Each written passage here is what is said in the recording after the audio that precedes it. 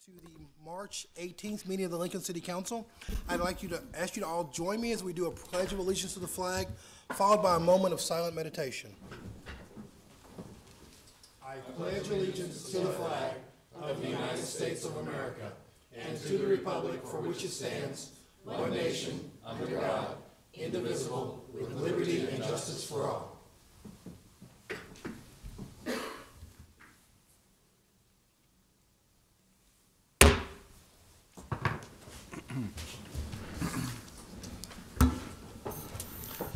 In accordance with LB 898, a copy of the Open Meetings Act is posted at the back of the chamber.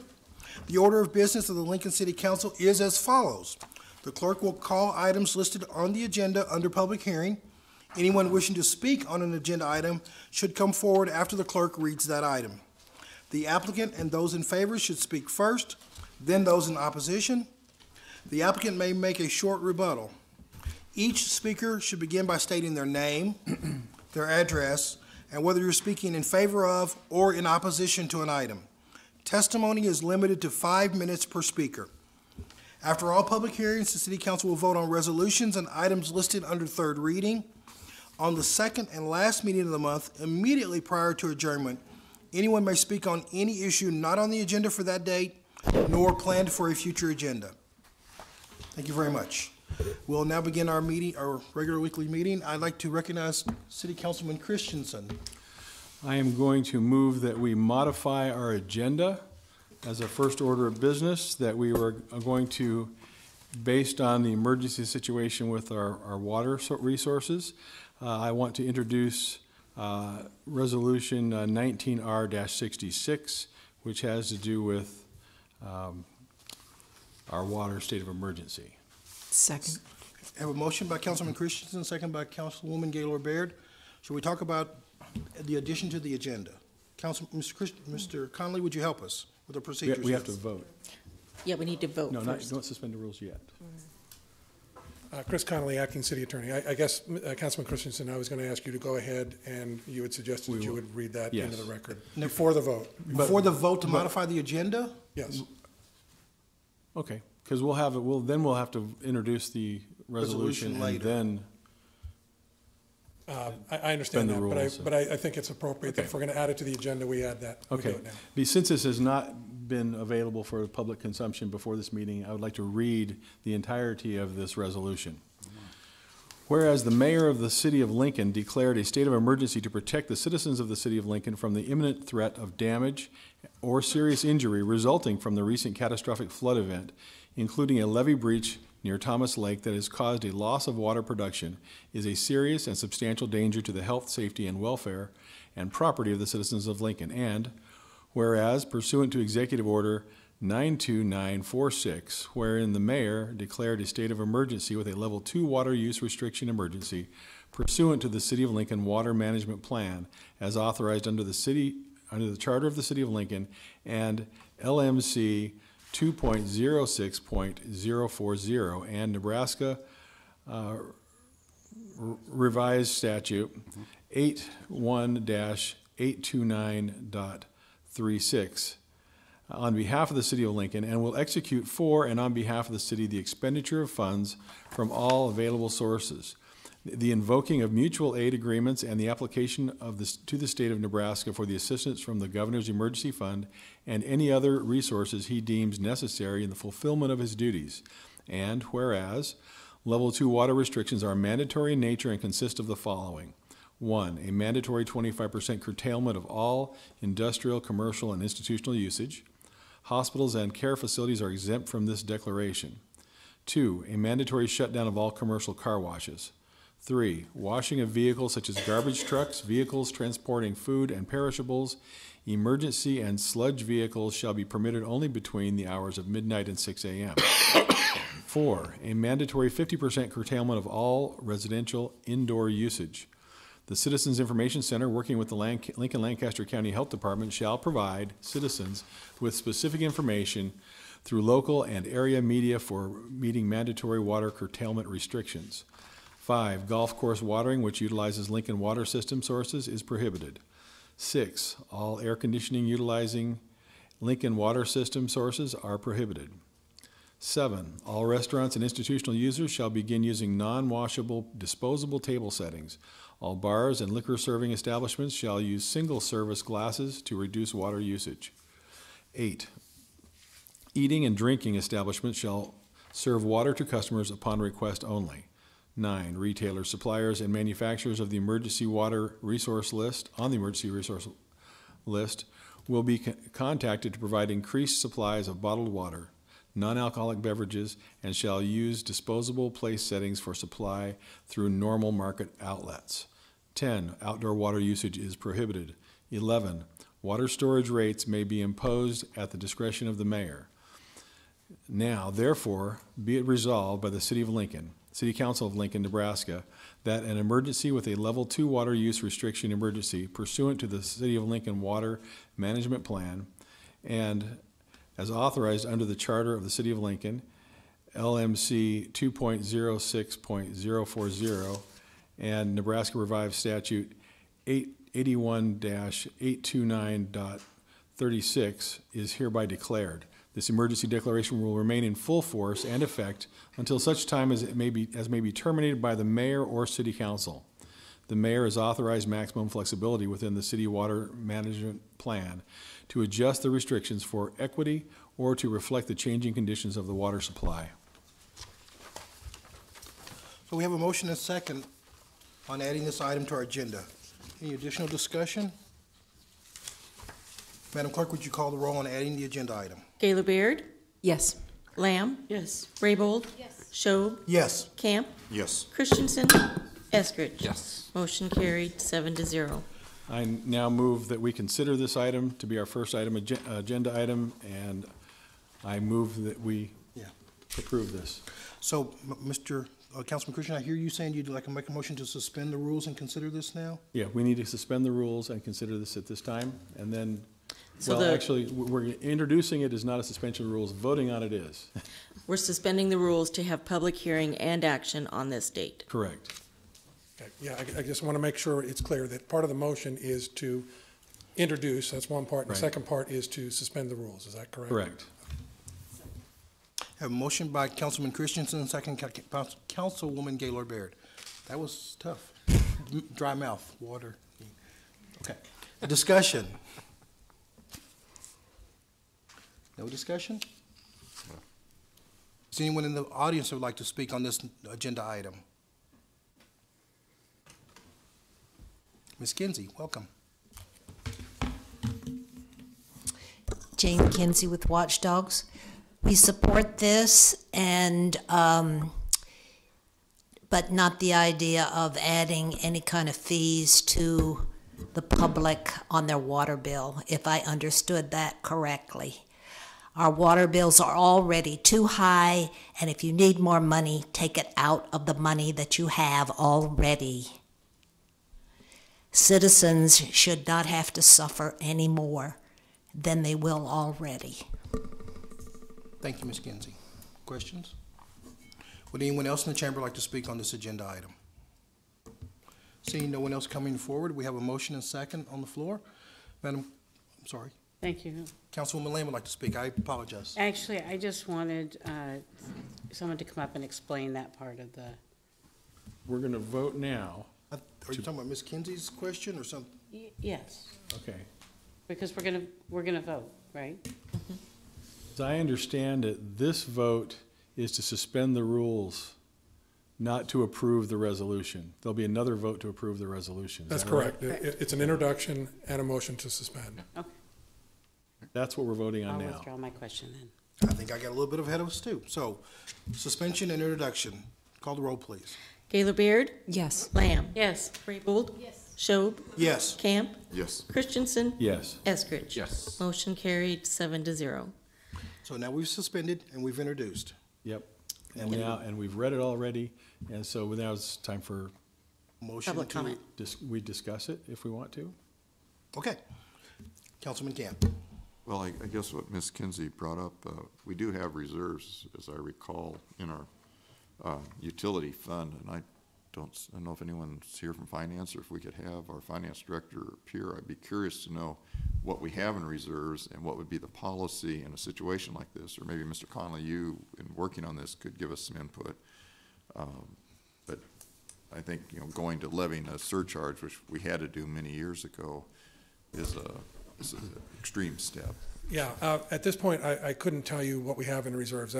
That's not been the focus. The focus at this point has been dealing with the logistics of the emergency in and of itself. Sure. In terms of what's stated in the resolution, it says it may be added at the discretion of the mayor. We've had discussions, and there are no plans immediately to do that, because it's really going to be based on how we see the public react to the emergency. If people slow down on their water use and production increases at the same time, there won't be a need to impose the water shortage rates as described in there. But we also felt that it was a necessary tool for the mayor to have in the event that that became necessary.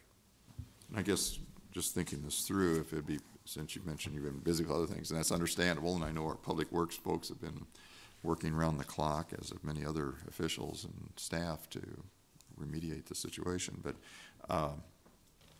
I'm wondering if it would be appropriate to discuss a kind of a sequential approach here, that if it got to another stage, and that rather than doing a surcharge, that we would allocate a certain amount of whatever reserves we have, or is that a normal process?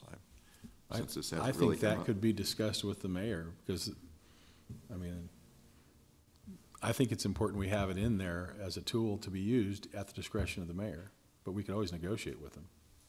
Well, I guess I appreciate that, and I assume that would occur, but perhaps at the same time there ought to be something inserted here that would reflect that we do have a reserve, and that is it even appropriate in a situation like maybe it's a capital reserve. I know we have a number of different reserves, and I'd like to identify what that is and what our stages would be of using that. I guess, again, what I would say is there is no commitment to using the water shortage rates at this moment. No, I understand that, but we're giving permission to do that, and I think before we do that, it's appropriate to discuss what we have in the way of funds. I don't know if someone went to finance, if we're getting someone coming. While we're waiting for that, how about I recognize Councilman Eskridge? Okay, thank you. Mr. Conley, I'm assuming you've been in conversations over the weekend with different departments about the emergency and Yes. what's going on here. And the issue isn't raising revenue. That's not what we're No, about. The absolutely issue not. is actually conserving the limited water resources that we have in the community. And this is motivation, if necessary, to, you know, if we aren't reducing our usage of water enough, then there is this threat. I guess if it comes to that seriousness of having to utilize that. Hopefully, you know, citizens are responding. The situation is improving. We won't get to that. But I do remember 2012 when we faced this situation in that summer, and that was a necessity to, you know, to get close to that point. Fortunately, that crisis ended as well, and we didn't have to do that. But it was, you know, it's one of the cards we have in our deck, I guess, to be able Correct. to use. It's part of the water management plan. It is an outgrowth of the flash drought that we had in 2012, and so we just want to make sure that it's available, that the mayor can have the flexibility to do it on a less than weekly basis if it becomes necessary to do that. Okay. Obviously, the council does meet every week, and so there is an opportunity to come back.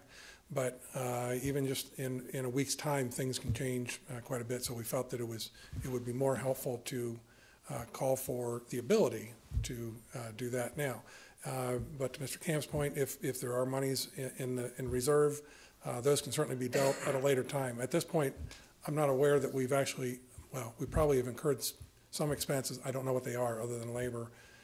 But we're expecting to get bills, obviously, for the work that has been done. I'm not aware that we've actually received those yet. So there is time to deal with how to pay for those bills, including the shortage rates. Fine.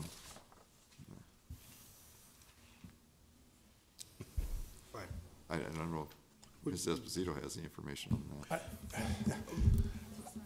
I don't know, did you talk to someone from finance? Yes, Oh. Sherry. if we just, I'm looking for some information. To I understand, At least I understand the situation, and I agree we need to do something, and It might make more sense for Director Esposito to address your question about policy and procedure. There's been a question raised about water restriction rates, and the steps you would take to, that would lead to that. Okay, so the question is, and there's also a side question I brought up, though. We have reserves in our utility fund, and I'm just wondering where those would play into this situation too, depending on just costs to remediate the whole situation. okay, great. Mickey Esposito, Director of Transportation and Utilities. Thank you. I'm glad I wore my tennis shoes because I was running. First on rates, at this moment in time, we think it's a little premature to implement rates, only because people just heard about this. We want to give the public some time to get into compliance, get into this kind of period of mandatory water restrictions. So we're going to hold for now, and then on a day-to-day basis, check the usage and see how we're doing as a community.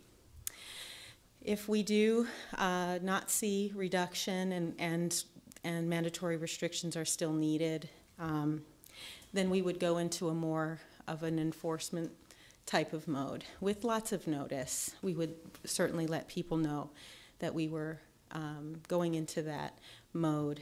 There'd be two types of enforcement. One through a notice, a citation, if you will, and it's an administrative citation. That would be a fine, in the form of a fine, to a violator. That method is done for things that are visible, people watering lawns, washing cars, things where people are out and about, and LPD, who would be the arm for this kind of citation effort, could actually visibly see a violation occurring. So that's one track. The second track is really for the unknown situation where people are using excessive water, where we capture that usage through their meter. And then we are able to assess a rate at a certain amount of usage. I don't have that information in front of me. I apologize. I should have brought that down. But there are degrees. There are 3 stages of usage. And every stage, there's an incremental higher rate. I think I forgot your second question. Well, I was just asking about the reserves that we have in the water fund, and whether those are committed for capital improvements or that's just a pure reserve. Yeah. And some of that goes to not just not having the water conservation, but we don't know what types of bills we're going to be getting on the whole Ashland situation in the Platte River. Mm-hmm. And I'm just wondering, how do those reserves play in, and also how much do we have in reserve? Because I've heard different figures. So, so we have cash reserve, and we have cash reserve in the water rate system, in the structure that we collect. We also have a healthy debt to service ratio. So there's some monies that we can draw from, and so there's contingency built in to the rate already. And we do feel like, not knowing how much this is going to cost, we do have at least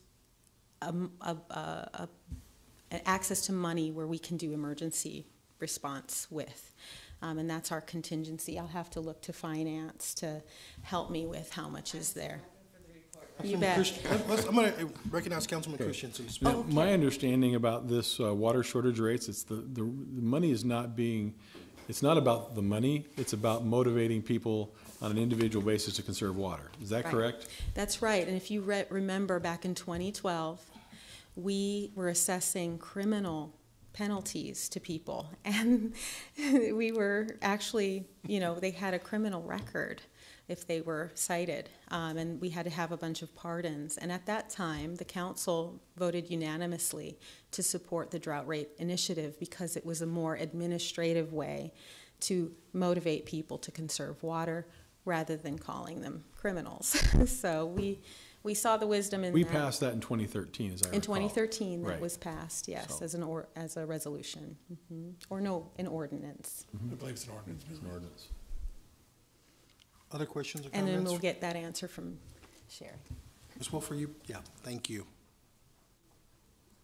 Sherry Wolf, Durable Finance Department. The last cash and investment reports that I see posted on the website were as of January 31st, and there was about $31.7 million of cash and $6.7 million of investments. But as everyone has alluded to, this is very much an unfolding situation. We don't know what our expenses are going to be, so it's really premature to say where we could take money from, but I think that would be part of the plans going forward, that we would potentially look at existing projects and see where money could be moved around.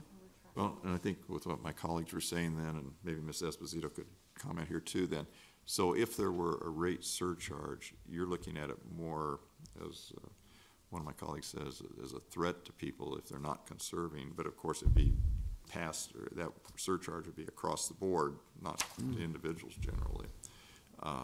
So you're doing that. So the surcharge is not to recover funds for the capital costs or the remedy cost here. Exactly. It's a motivation to conserve, and it's not to, I don't think it'll even be a drop in the bucket for getting us back to where we need to be. We'll have to get contingency FEMA money and other mechanisms to get where we. Delays in getting that reimbursement from the FEMA and so on. Well, do we have, if we're talking about $31 million in reserves and cash, does that cover a situation like this as far as what we're going to have to expend in Ashland and so forth on the Platte River? We don't know. We're tracking all of those costs as we speak, and we'll know more as we get down the road a little bit here, but we don't know if that's enough yet. I guess I would just put into perspective, as the water recedes, you know, a horizontal well, for example, is $10 to $15 million plus transmission lines. If that gives you a sense of how much these assets are worth to construct, then that might help you with the 31. Well, if I can just follow up real quick, Mr. Conley, on item 11, then it says water shortage rates may be imposed at the discretion of the mayor. Correct. It doesn't say for what purpose you're doing that, and I guess I'm Well, it's all part of the water management plan. That and so we that's- passed. Yeah, it's a policy. Yeah. Councilman Eskridge, and then Councilman Christensen. Sherry, you left too soon. Okay. Okay. The water funds are, that's an enterprise fund, right? So funds for replacing water mains and some other kinds of costs that we have relative to delivery of water, all that's in the mix here as well. As well as planned growth and development. Okay. All right. So that's not money that's just sitting there idly. It's money that we need to be able to take care of what we have and to grow it. Absolutely. Okay, thank you. Councilman Christensen. I have a clarification thing for Mickey. The way I understand. Are we finished with Ms. Wolf? Can she say? No. I am. I just So- be patient. Anyway,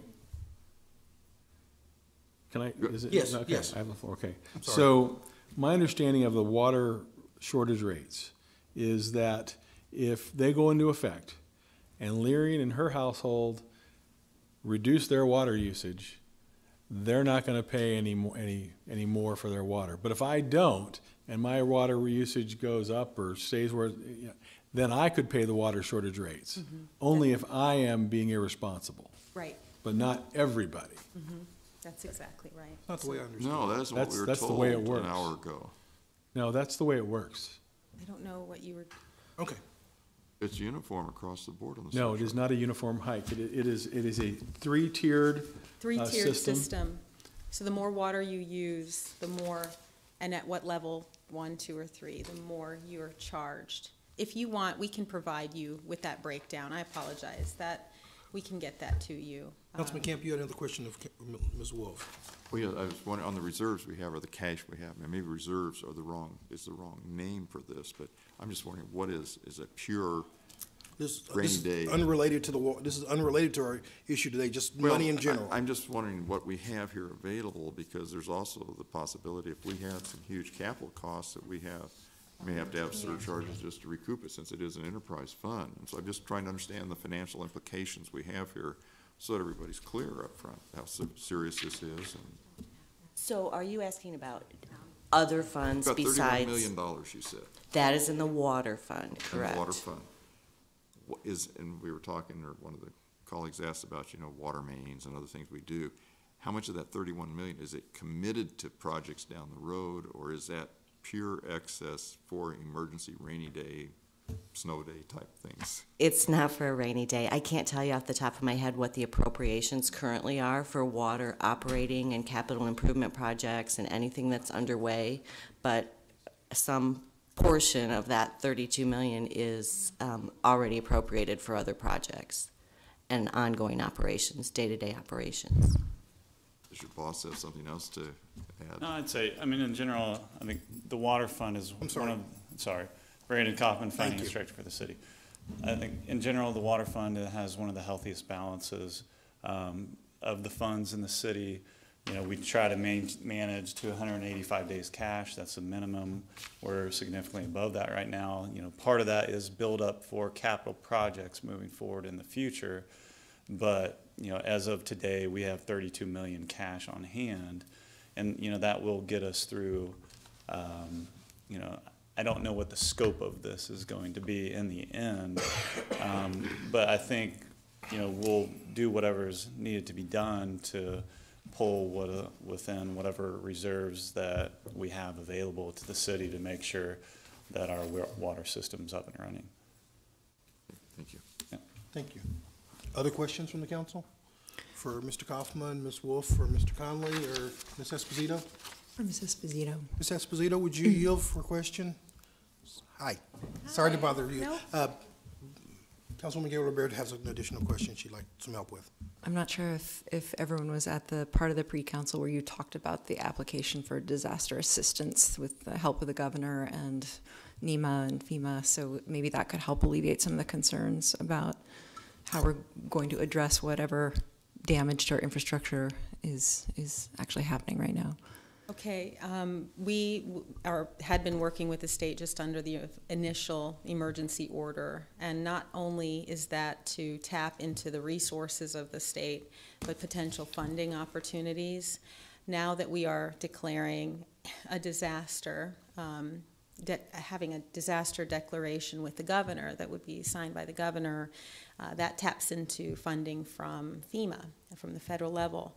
And that process is really important. We have to be a unified command response, so we have to have our ducks in a row as far as the team is concerned with the public safety structure that we have in place, but we also have to track costs very diligently, and so in our business systems, working with our finance department and our own business office, we'll track every bit of those costs, including any overtime by staff. We'll have a number that is coded for those business units. If we have to do emergency procurements and get contractors and consultants on board, all of that will be tracked through that business unit for a while, actually, so that we can get a sense of what that application or request for funding is to the federal government. And in case it isn't already clear to everyone, that's one of the reasons we're doing this today. We're getting this emergency declaration on the record so that we can be eligible for FEMA funds, for reimbursement from FEMA. Absolutely. That is a prerequisite to NEMA and FEMA funding in addition to the declaration from the governor. Those are prerequisites for tapping into those resources, both from a response standpoint and a funding standpoint, I guess I would say. Councilwoman Lamb would like to ask a question. So I know it takes a while to get reimbursement. Does this have to stay in place during the whole time that we're involved in that process requesting reimbursement? That's what, I believe that's what I understood this morning, is that I don't know if it's the entire time, but that we need to keep this in place during the reimbursement period. So even though the immediate emergency with regard to water supply may be resolved, there still may be a time after that is completed that in order to stay eligible for the FEMA funds, that we need to leave the declaration in place as is. Now, that doesn't mean it can't be modified. Some of the restrictions can be removed? Yes, yes. Because it can take years to get reimbursed, right, from FEMA? It can take some time, and I think what we also need to consider is that our response and getting our well field back into place at the level that it was before this occurred may take time. So, I mean, we need to take it month by month and see if it does need to be modified in the future. I think that's certainly at your discretion as a council. Thank you. Other questions? Councilwoman Question for Christensen? Mr. Connolly. So as I read this, all of those 11 provisions can be implemented or removed at the discretion of the mayor based on this. That's correct, or the council. All right. Or the council. Yep. Other questions from the council? Thank you there. We are in public hearing. Is there anyone in the Oh, council? no, Nope. Point of order. We left public hearing, and we're now, the motion is on the floor and seconded. This is the voting session for this. Thank you very item. much. I appreciate that. That was some time ago and I'd forgotten. I appreciate your help. So, no further discussion. We have a Oh, I motion. do want to just add something that, I know there's concern and good questions here about restrictions, but I don't know about you, but the response to these announcements about the situation at hand has been very heartwarming. I've heard from so many in the public who want to know how they can do their part. They're seeing what's happening to people across Nebraska, and they want to do what they can to help protect our community from a more serious crisis developing, and that gives me a lot of hope. Thank you, Councilwoman. Hearing no other comments or discussion, I think we're prepared to vote. Would you call the roll, please? This was introduced by Christensen. So moved. And second by Gaylord Baird. We already did that part. Okay. Second, again, for the second time. Gaylor Baird? Yes. Lamb? Yes. Raybold? Yes. Schob? Yes. Camp? Yes. Christensen? Yes. Eskridge? Yes. Motion carried 7-0. Thank you. Now, Okay. we did some fancy suspending the rules. Do we need to undo that, or can we just go Nope. back to our Nope, regular just agenda? return to a regular agenda. Alrighty then. All right. We Madam have- Clerk, thank you for your help. Would you start with our consent agenda? Yes. We ask those of the general public coming forward to testify to please clearly state your name, spell your name, give your address, and sign in on the sign-in sheet laying on the podium. Testifiers may use either microphone, and there is a sign-in sheet by each microphone. We ask city staff who are testifying to please state your name, title, and the department you work for. Our first item of business is our public hearing consent agenda, items 1 through 3. Is there anyone that would like to speak on any of these consent agenda items? Seeing no one coming forward? All right. We can vote on these items. Item 1A was introduced by Eskridge. So moved. Second. Motion by Eskridge, second by Christensen. Discussion? Seeing no one, would you call the roll, please? Gaylor Baird? Yes. Lamb? Yes. Raybold? Yes. Schob? Yes. Camp? Yes. Christensen? Yes. Eskridge? Yes. Motion carried 7-0. Items 1B and 2A through D were introduced by Gaylor Baird. So moved. Second? Have a motion by Councilwoman Gaylord Baird, second by Councilwoman Raybold. Discussion? Would you call the roll, please? Gaylor Baird? Yes. Lamb? Yes. Raybold? Yes. Schob? Yes. Camp? Yes. Christensen? Yes. Eskridge? Yes. Motion carried 7-0. Next then, our public hearing resolutions. Item 5A is accepting a report of new and pending claims against the city for February 16th through 28th, 2019. Is there anyone here to speak on a claim? Seeing no one come forward, I think there is a motion to amend for this item. That's in the voting. Pardon, Yeah, I'm we'll sorry, take thank that up you. in voting, yeah. Next then would be item 5B, approving an access agreement between the city and the county to define the roles and responsibilities of each and to allow for the safe public use of grade-separated crossings on the east bank of Salt Creek at Pioneers Boulevard and on both banks of Salt Creek and Old Cheney Road under the existing bridges at Wilderness Park. Good afternoon, Sarah Hartzell, Parks and Recreation Department. As those of you who have been to Wilderness Park know, we have many miles of trail in Wilderness Park, and we always strive to provide as many grade-separated crossings as we possibly can. We have 2 of those at Pioneers and Old Cheney, actually 2 at Old Cheney and 1 at Pioneers, that have been kind of informally used for years. So going underneath the roadway along the banks of the creek. When we had our flooding in 2015, there was some damage to both of those undercrossings as well as the bridges and some erosion on the banks. There's been a multi-jurisdictional project on both of those areas for the last 2.5 years to repair those damages and stabilize the creek. During that time, we discovered that those trails never had any real formal agreement for passing underneath there, who would maintain them, how they would be maintained, and to what standard.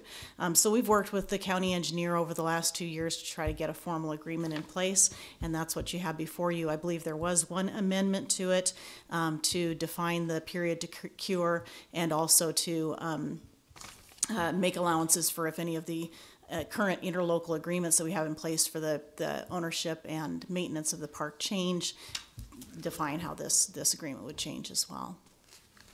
Thank you. Questions for Ms. Hartzell? Councilwoman Gaylor-Baird. Thank you, Sarah. I noticed we have a substitute resolution, and I was wondering if you could just let us know how it's different from the original, or if it's simply that it includes the language of the motion to amend. I don't actually have page numbers on mine, but immediately before the substitute agreement, there was a motion to amend 1, and it's those lines that are underlined in that. So in one spot, it talks about the period to cure. It just allows both parties if both parties agree that they could extend that period from 30 days out to whatever was appropriate.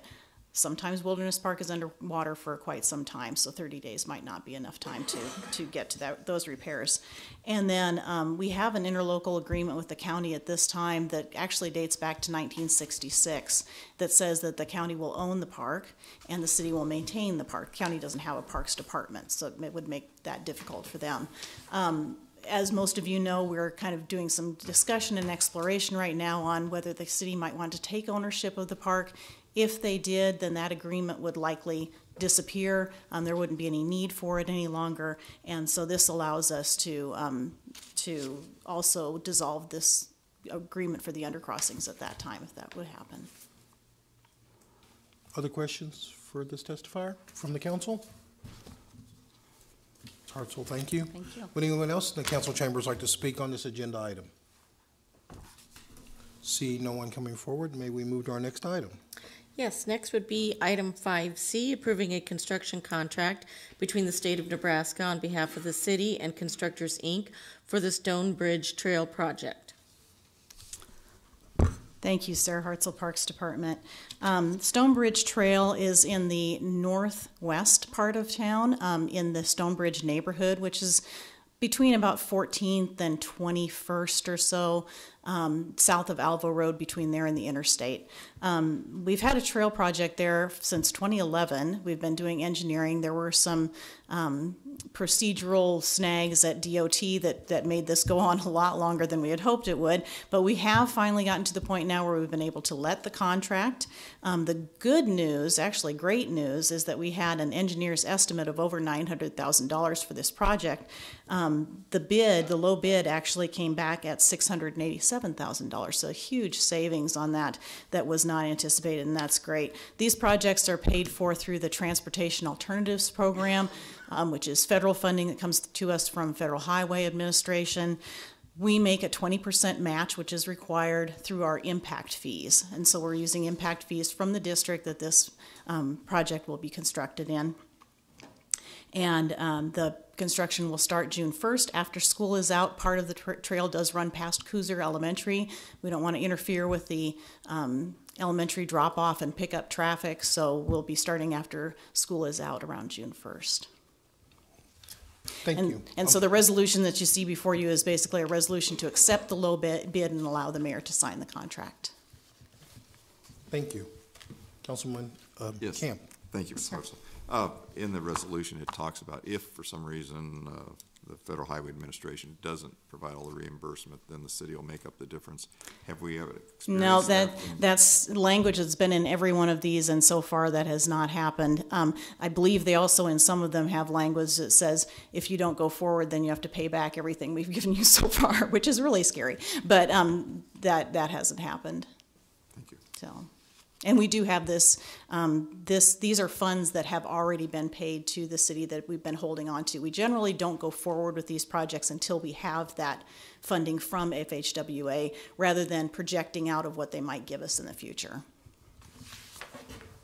Other questions, Councilwoman Gaylord Baird? Do you have a map where you can show us the location of the trail? Afraid I don't. I'm sorry. Thank you. Other questions? No. Would anyone in the council chambers like to speak on this agenda item? Seeing no one coming forward, let us move to 5D. All right, assessing liens for costs of registration fees and penalties for neglected buildings on properties generally located at 5703 Huntington Avenue, 3401 North 51st Street, 1850 Harwood, 3520 S Street, 3340 C Street, 1611 Harrison Avenue, and 2217 North 67th Street. I'm Sean Stewart, Chief Housing Inspector with Building and Safety, here to answer any questions you have on those.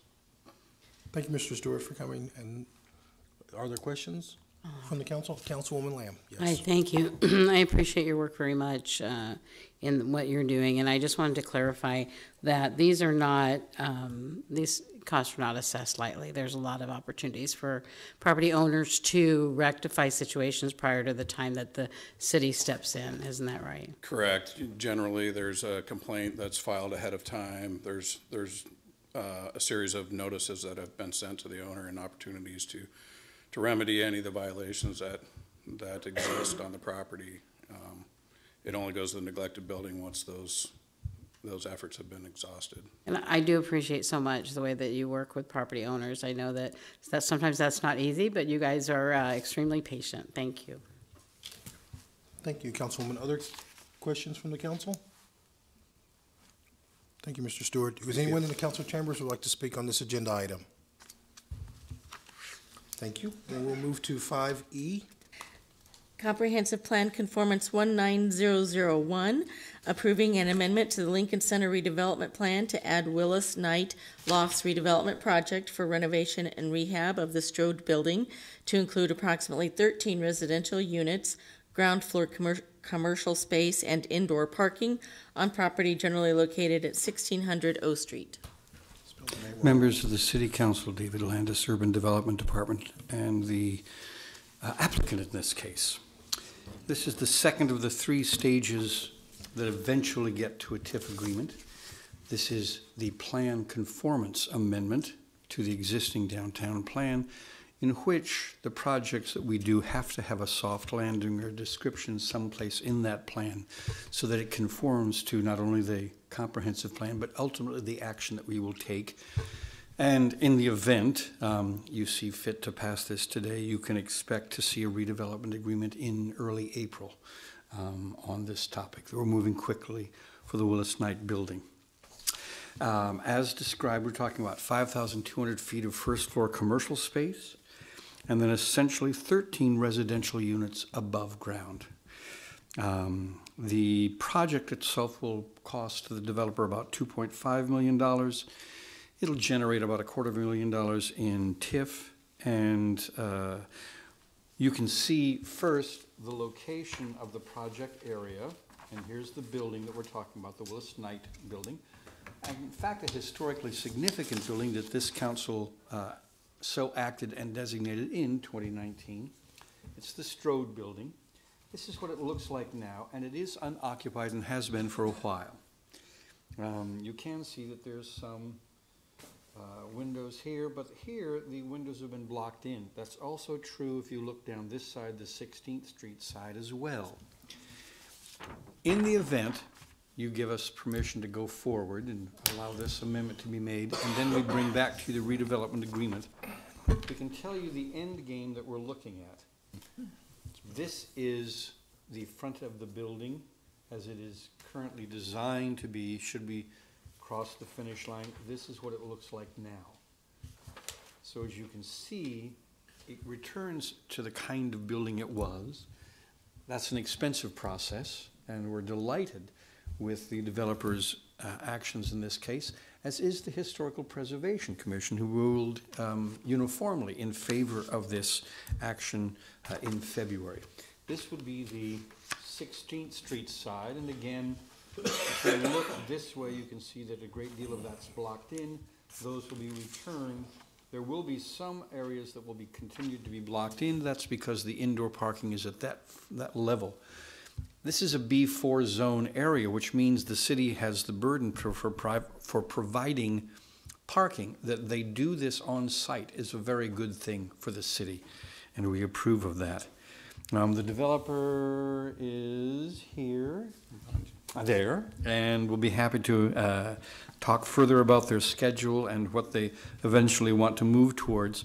This conforms to the comprehensive plan in multiple ways.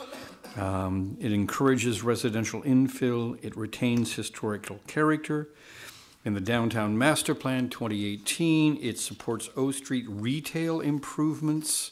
It encourages residential infill, and it also maintains historic character. We're excited about the project. We hope the council shares that enthusiasm. Are there questions that I can answer before I ask the developer to make their remarks? Yes, I think Councilman Camp would like to ask you a couple of questions. One, what is the square footage of the footprint again? of the building? I can tell you, I don't know, and perhaps we'll be able to tell that. The first 4 uses are 5,200 square feet of commercial space and 16 parking stalls. And if somebody can do the math on that, on a parking stall, John, it's probably you more than anybody else. Well, it depends on, okay, and perhaps Mr. Busing can help. The second question I have is, you made the statement that zoning in B4 class requires the city to provide parking. Isn't it B4 just says you don't have to provide parking on your property? I've put it the opposite way because there is a parking reality. You don't do downtowns without parking. But if you relieve the private sector of all responsibility for parking, and you acknowledge the reality of the need for parking, it means that the city picks up the burden. There isn't, I don't believe, an ordinance that requires us to do that. It's just the economic reality of how the city with a B4 zoning, of the way that we do it in Lincoln, would have to operate. Okay, yeah, I think you used the word requires, and the city isn't required to do anything, it's just the development. That would be a fair characterization. Thank you. And there are others. Thank you. Other questions from the council? Councilwoman Gaylor Baird. Thank you, Dave. I was looking at the bricked-in windows and just wondering if there was discussion about consistency in the policy, given that we've asked other establishments to, even if they don't want windows to be utilized in the normal way, to have black behind the glass. Why not here? Are we being consistent, and does this make it more difficult to be consistent in the future? Well, I'm going to actually, Ed Zimmer's here to talk about the historical relationship of what's necessary. It is not that every window has to be open, it's that the percentage meets the downtown design standards. And in fact, if there's a variation from downtown design standards, it would have been done at the planning department level. I don't know that an exception was made because, as you can see, there's a rather good deal of transparency. Absolutely, but just since he's here, Mr. Zimmer. What we have here is a large number, Ed Zimmer from the planning department, representing Stacy Hageman, who can't be with you this afternoon. She's been taking the lead on this project for us. We're opening a large number of windows that were previously bricked in. There are 4 windows that are currently blocked that would be left blocked because it increases security and there really isn't something happening. We don't tend to like to look into buildings and see cars parked. It's nice that they're there, but it's not, doesn't enliven the streetscape. This is a major remodel, obviously, of a neglected building that's been actually in its original automotive use most recently.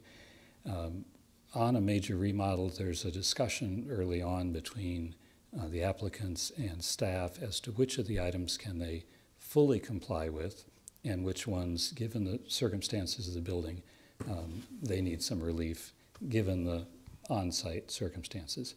Here we're gaining a wonderful number of windows, transparency, lighting up at night, people coming in and out of the building, and these windows that are rather high above the sidewalk are simply going to be left in their existing condition. So we're not losing anything, we're gaining a lot, and it seemed like a very practical, and we have that early discussion built into the ordinance, so it's really not a waiver. It's an ordinary part of sitting down and making a reasonable result on a building that's being rehabbed.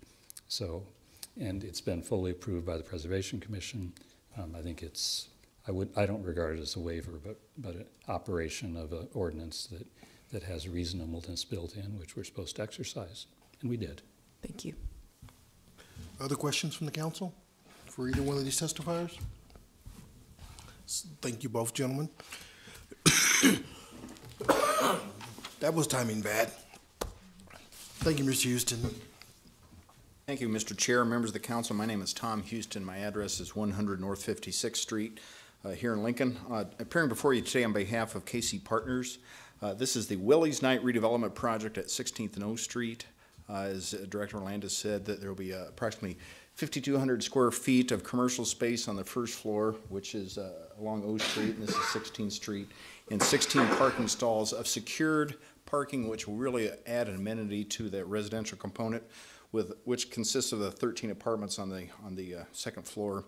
The primary purpose of the historic preservation participation is really the preservation of the building, the restoration of the facade, including the restoration of the bricked up windows.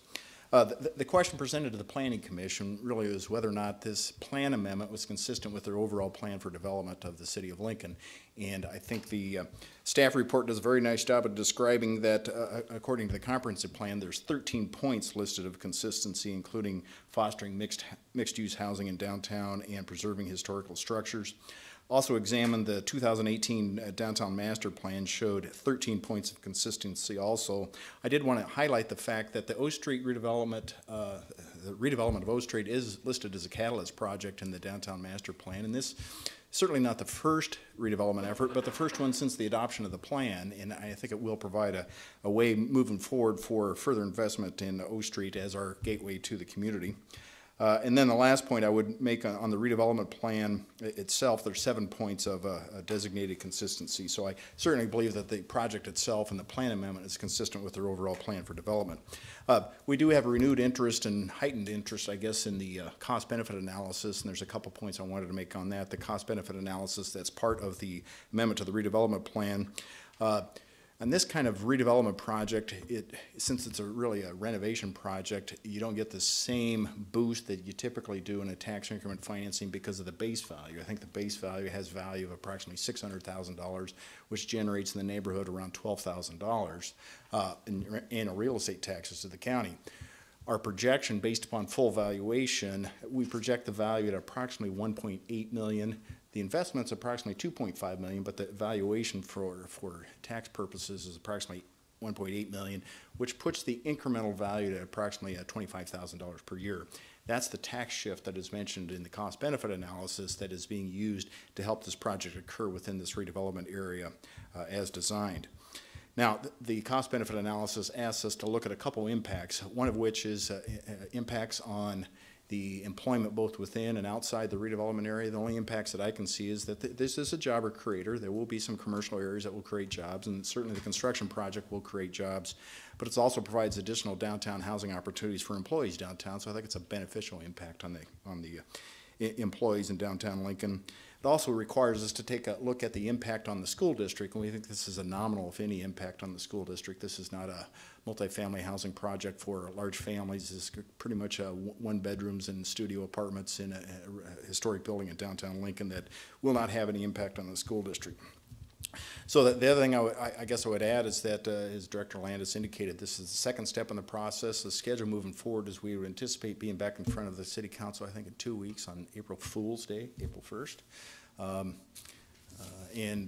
Then the KC Partners intends to get going on construction as soon as possible thereafter, mid-April to get going. It's going to be a really cool corner. It's going to be a great addition to downtown. With that, I'd be happy to answer any questions. Questions for Mr. Houston? Councilwoman Gaylor Baird.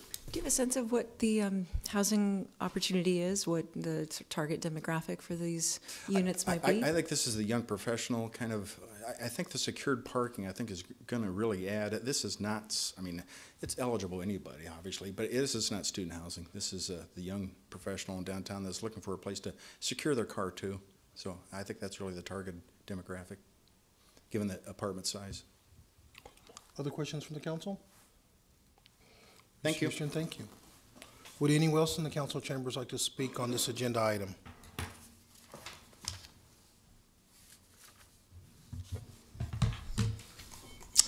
Jane Kinsey with Watchdogs. The resolution states that the Department of Urban Development deems that this project needs the TIF, but there is no proof of such. Again, the Department of Urban Development refuses to follow the intent of the legislature, which meant this for developers who were on the low end, not wealthy developers. We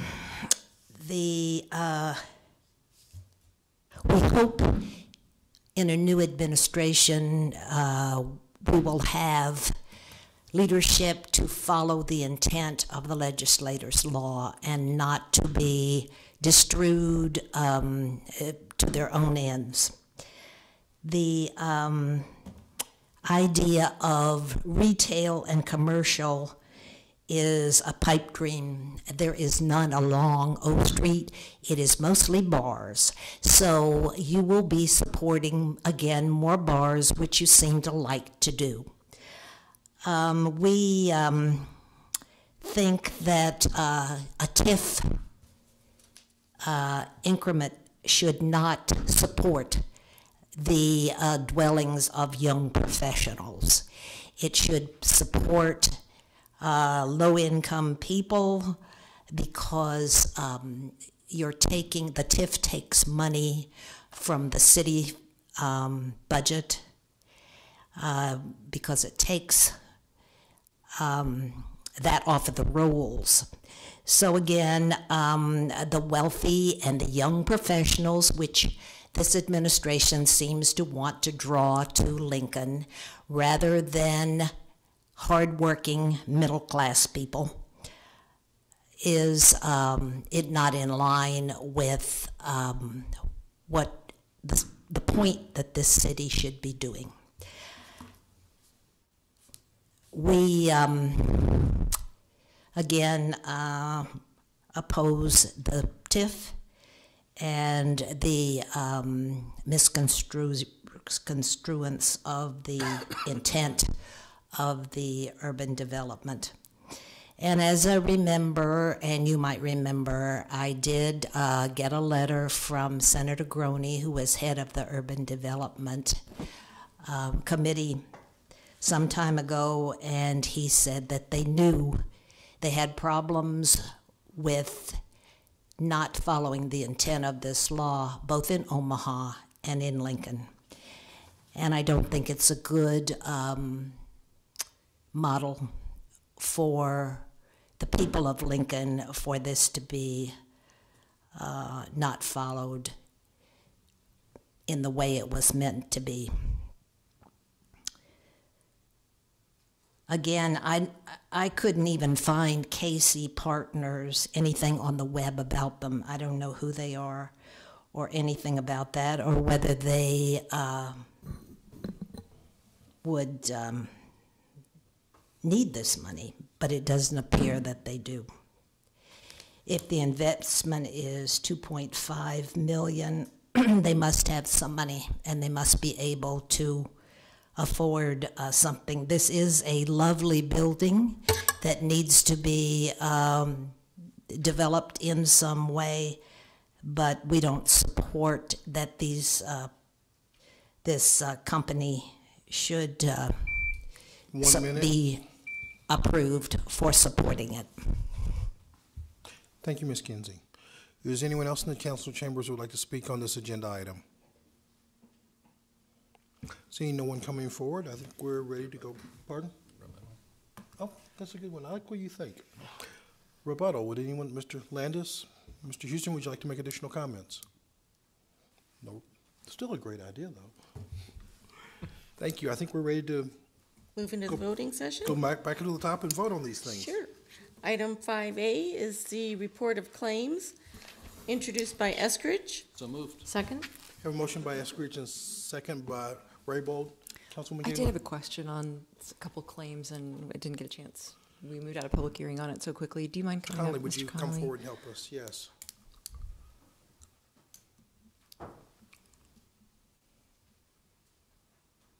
A couple of weeks ago, one of the claimants had asked for the video of her auto's collision to be reviewed by law. I see that her claim is on this list of denied. Can you just update the council on what happened after the opportunity to review the video?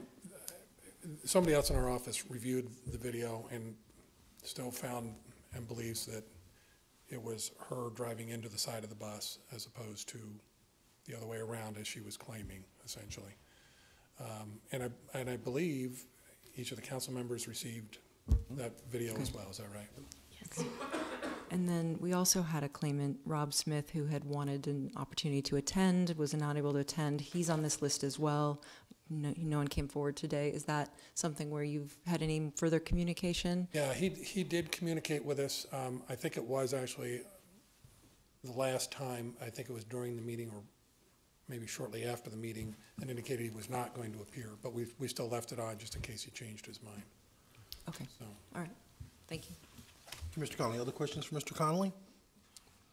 Okay, we have. Can I speak to this No. issue?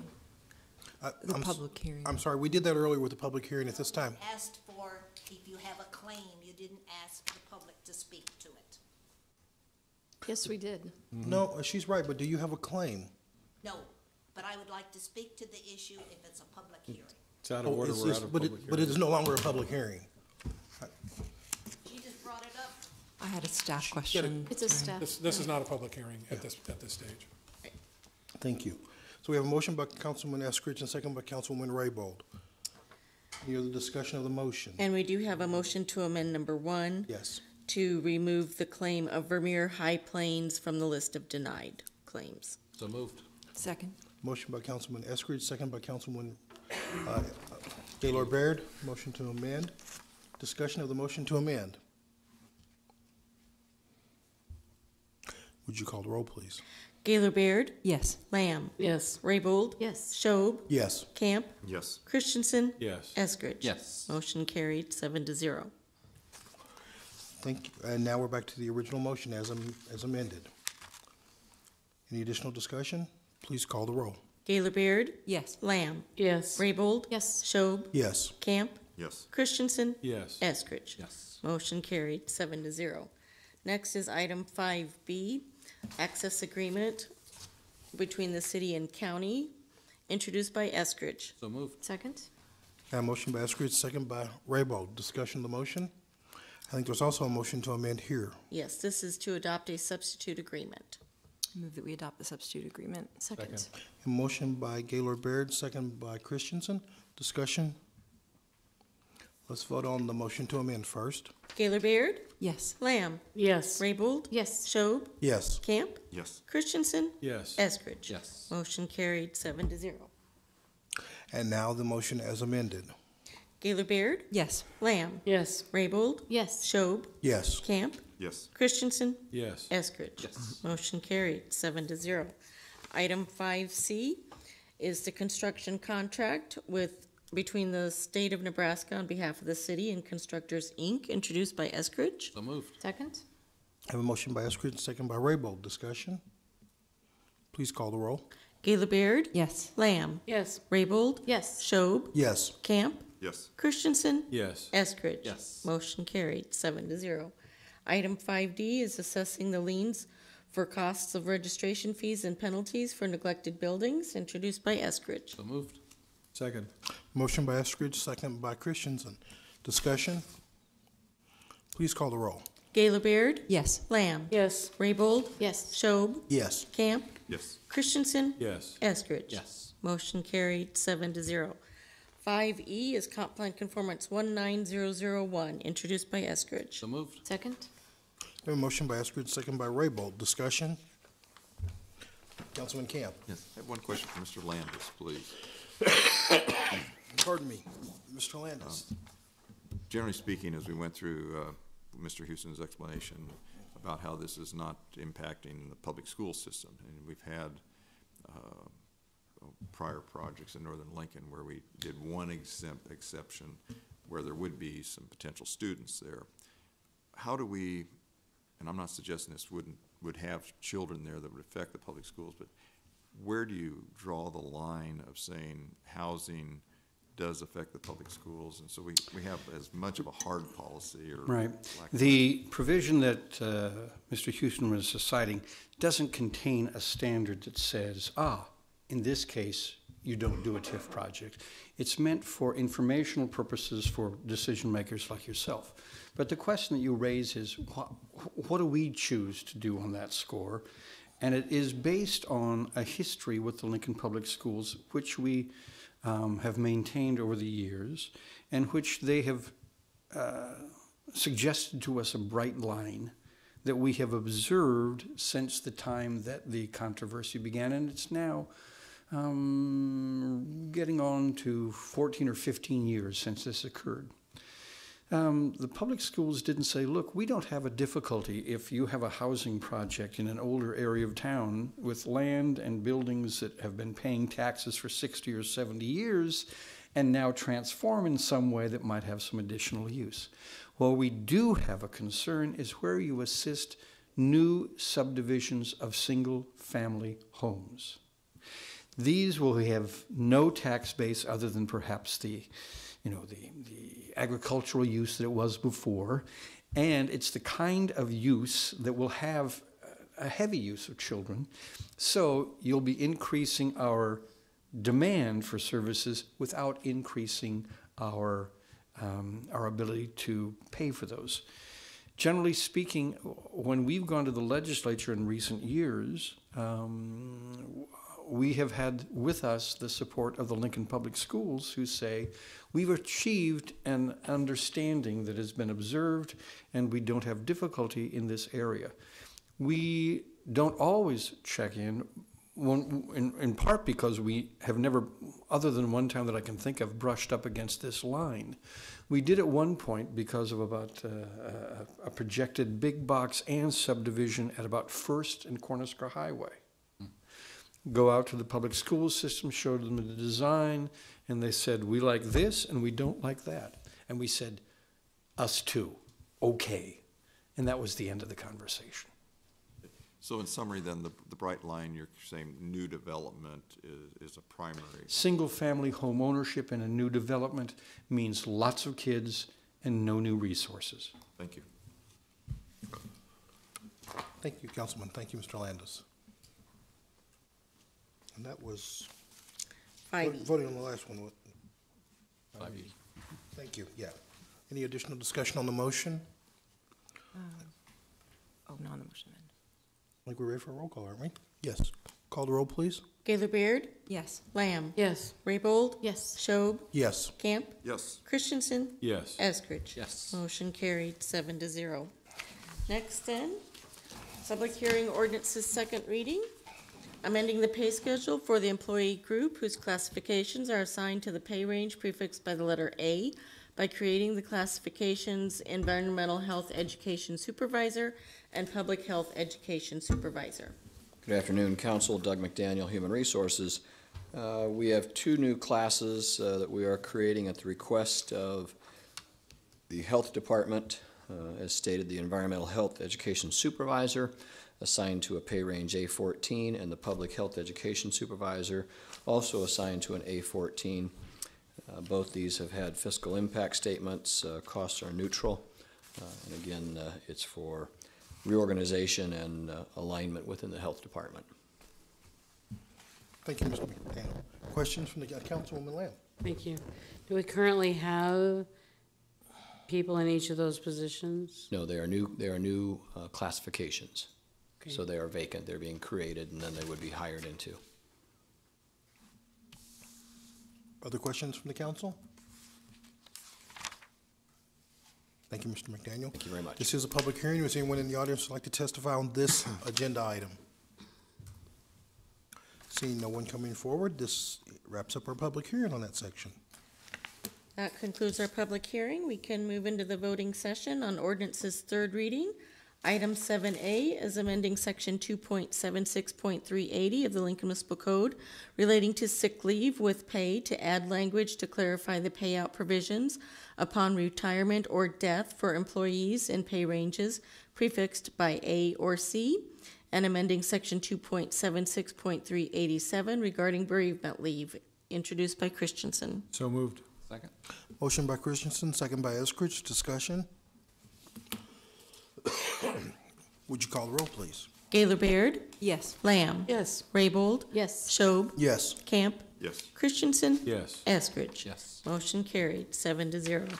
Item 7B, text amendment 19001, application of Olson Associates and Rimbold Lutke to amend sections 27.51.030 and 27.51.090 of the Lincoln Municipal Code relating to the minimum total district size requirement for properties zoned as I-3 or employment center districts, introduced by Christensen. So moved. Second? Motion by Christensen, second by Eskridge. Discussion? Would you call the roll on the motion? Gaylor Baird? Yes. Lamb? Yes. Raybold? Yes. Schob? Yes. Camp? Yes. Christensen? Yes. Eskridge? Yes. Motion carried, 7-0. Resolutions on first reading are items 8A and B. Our pending list are items 11A through F. I think we're done, aren't we? That's it. I I'd would like to have a entertain a motion. motion. Hold it. I could have my last chance here. Oh, my. Okay, I'm gonna move adjournment and wish everyone a post St. Patrick's Day. Yes, thank you. Second. St. Camp? Have a motion and a second by the leprechaun to my left and the councilman Don to my. O'Camp. Yeah. Okay, there is a O'Camp. Camp Ireland, and I was actually there on St. Patrick's Day That was 3 my years fault. ago. Thank you. Would you call the roll, please? Gaylor Baird? Yes. Lamb? Yes. Raybold? Yes. Schob? Yes, Camp? Yes. Christensen? Yes. Eskridge? Yes. Motion carried, 7-0. we are adjourned.